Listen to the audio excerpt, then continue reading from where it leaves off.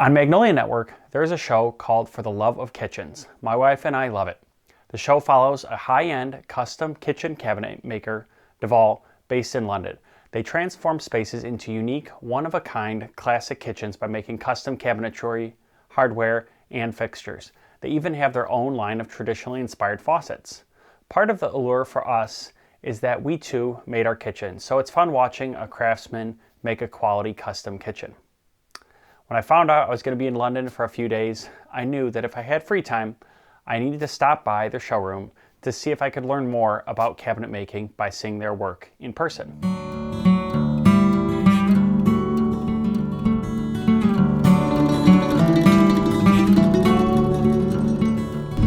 I'd like to first welcome everyone to London's Heathrow International Airport, where the local time here is 10:46 a.m. deVol has 2 showrooms in London, and I found time to bike there before heading to the airport. The quality of their kitchens is superb. Each piece was thoughtfully crafted. You could tell no shortcuts were made to save time. They made each cabinet look like it was meant to be an heirloom. After visiting their first location, I walked to their second nearby London showroom. Again, all very high quality.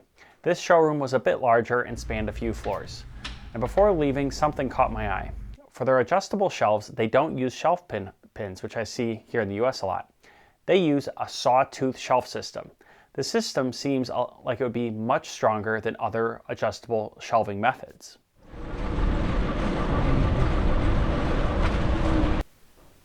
Two weeks later, I was in New York and I stopped by deVol's New York showroom.